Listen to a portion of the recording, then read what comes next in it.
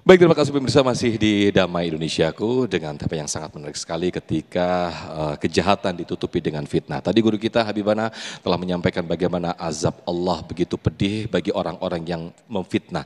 Lantas bagaimana kita mengenal istilahnya playing victim atau menutupi kesalahan dirinya dengan memfitnah atau menyalahkan orang lain. Nah, ini pandangan Islam seperti apa akan dijelaskan selengkapnya oleh guru kita Ustadz Riza Muhammad. Fadal Ustadz. زين حبيب عبد الرحمن الحبسي. السلام عليكم ورحمة الله وبركاته.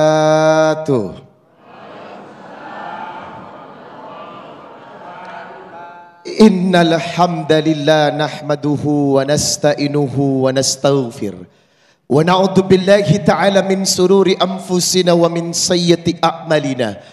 من يهده الله فلا مضل له ومن يضلل فلا هادي له. أشهد أن لا إله إلا الله وحده لا شريك له وأشهد أن محمدا عبده ورسوله لا نبي بعده.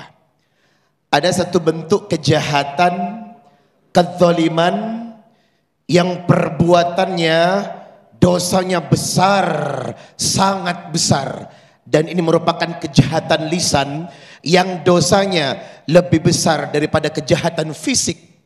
Bahkan kezaliman ini dosanya lebih kejam dan lebih besar daripada pembunuhan. Dalam Quran surah Al-Baqarah ayat 191 Allah menegaskan, wal fitnatu asyaddu minal qatl. Fitnah lebih kejam daripada pembunuhan. Dan ternyata kedoliman yang sangat besar itu disebut fitnah. Ibu, apakah Anda pernah difitnah? Atau jangan-jangan Anda pernah menfitnah? Jangan ya jangan ya Pak, karena ini merupakan bentuk kedoliman yang luar biasa. Secara makna, fitnah itu adalah ujian, cobaan. Tetapi dalam konteks sosial, fitnah adalah perbuatan yang merujuk kepada pencemaran nama baik, perusakan karakter. Dan fitnah juga mengarah kepada provokasi dan penipuan yang merusak pribadi dan juga masyarakat. Bahkan dalam konteks sosial, fitnah adalah tuduhan, gosip, dan informasi yang tidak benar yang merusak reputasi seseorang. Kalau udah kena fitnah, wah, kejamnya luar biasa.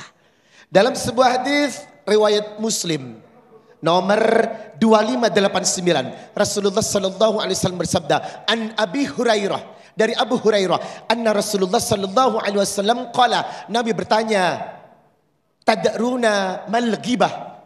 Tahukah engkau tentang ghibah? Qaulullah wa rasuluhu a'lam. Allah dan Rasulnya yang lebih paham. Maka Nabi menjelaskan, qala, ghibah adalah dzikruka akhaka bima yakrahu. Kau membicarakan keburukan orang lain yang dia tidak suka. Kila afaru'aita ingkana fi akhi ma'akul. Apabila kejelekannya itu benar, bagaimana? Qala, Nabi menjelaskan, ingkana fihi matakul faghadibtabtahu. Kalau kejelekan yang engkau bicarakan itu benar, itu adalah ghibah. Wa illam yakun fihi faqad bahatta. Tetapi ingat, kalau kejelekan yang engkau bicarakan padanya ternyata itu tidak benar, inilah yang disebut fitnah. Ternyata fitnah dan ghibah disebutkan dalam satu perkataan hadis Rasulullah sallallahu alaihi wasallam. Inilah yang disebut kejahatan lisan yang luar biasa. Jamaah Damai Indonesiaku yang dimuliakan Allah, fajtanibuhu, jauhilah perbuatan ini. Ini perbuatan yang dibenci oleh Allah. Apa ancaman Quran? Apa ancaman Quran untuk pelaku fitnah?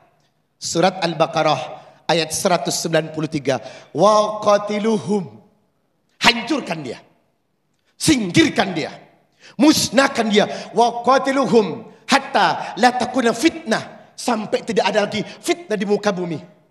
Yakunad dinulillah, yang adalah ketaatan kepada Allah. Tetapi ingat, fa in intahau, Kalau mereka sudah berhenti dari perbuatan fitnahnya, fala udwana, hilangkan permusuhanmu illa ala dolimin, kecuali kepada orang-orang yang dolim di dalamnya. Berarti jelas Allah menumpas fitnah dan pelaku fitnah dengan kalimat waqatiluhum. Karena ini kejahatan yang luar biasa. Fajatanibuhu, yang harus dijauhi. Lalu bagaimana dampak dari fitnah yang harus diterima orang itu? Pertama, reputasi orang itu akan buruk. Padahal dia tidak melakukan tindakan itu. Sakit kan? Sakitnya di mana? Sini. Betul. Bapak dituduh melakukan sesuatu yang tidak bapak lakukan. Wah, jelas asyaddu minal qatl. Mungkin kalau fisik yang disakiti, kematian telah usai. Tetapi fitnah seumur hidup, ini akan menjadi bulan-bulanan dalam kehidupan kita. Maka reputasi orang itu akan hancur. Ini bahaya dari fitnah. Yang kedua, terjadi pertikaian di masyarakat. Karena hal ini akan menimbulkan kubu dengan kubu. Antara pro dan kontra, yang suka dengan tidak. Antara yang menolong dengan yang tidak menolong. Hingga apa? Perpecahan ikut akan terjadi di masyarakat. Yang ketiga adalah dampak spiritual. Ini yang lebih harus kita takuti. Dosanya datangnya dari Allah. Sebab telah dijelaskan wal fitnah asyaddu minal qatl. Kekejaman fitnah itu lebih besar daripada perusakan fisik, penghabisan fisik atau pembunuhan.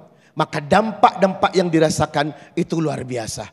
Orang yang terkena fitnah menderitanya luar biasa. Reputasinya jelas tidak tertolong. Reputasinya hancur gara-gara omongan-omongan yang dihembuskan oleh orang-orang yang tidak bertanggung jawab.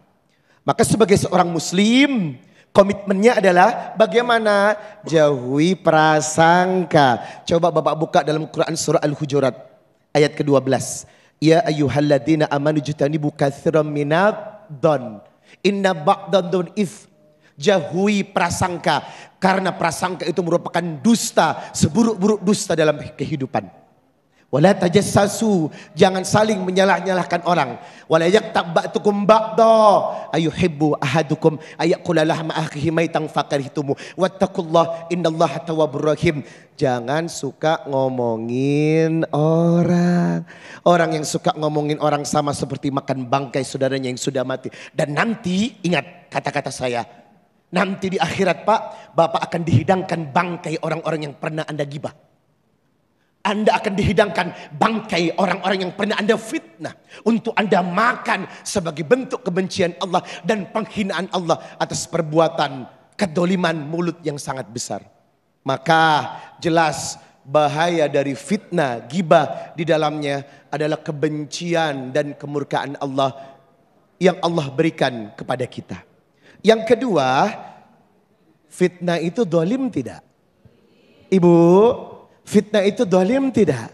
Nah, hati-hati ketika Anda mendolimi orang. Sebab Nabi berkata, salasun da'awatil mustajabat. 3 doa orang yang tidak tertolak.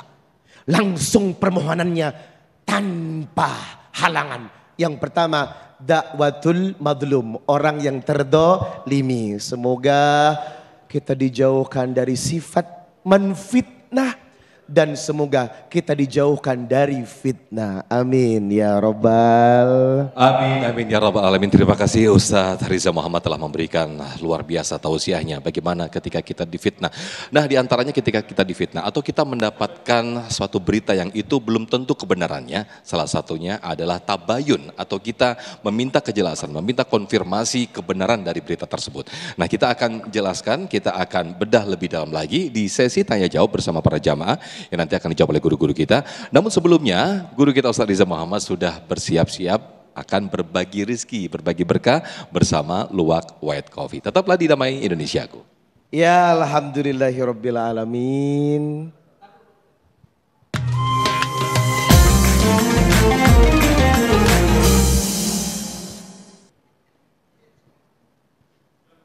Ya alhamdulillahirabbil alamin. Kali ini seperti biasa saya akan berbagi berkah rezeki lagi untuk jamaah spesial dari Luwak White Coffee. Nah, seperti biasa ada 1 juta rupiah menanti. Jangan lupa dipotong pajak. Siapa yang bisa menjawab pertanyaan ini, insya Allah hadiahnya 1 juta. Jadi pertanyaannya sangat mudah, jawabannya pasti lebih mudah. Insya Allah yang mampu 1 juta telah menunggu. Pertanyaannya adalah, sebutkan 2 macam fitnah. Nah, silakan, ya, Mbak yang mudah ke depan sini ya. Ya, silakan. Kalau tadi menyimak pasti tahu dong ya. Apa jawabannya? Silakan. Kalau benar, siap membawa 1 juta rupiah. Yaitu ada 2 fitnah, fitnah subhat dan fitnah sahwat. Masya Allah, takbir. Jawabannya benar, mendapatkan 1 juta rupiah dari Luwak White Coffee. Jangan lupa dipotong pajak. Silakan Mbak. Nah, pemirsa Damai Indonesia, aku jangan kemana-mana karena kami akan kembali setelah yang satu ini.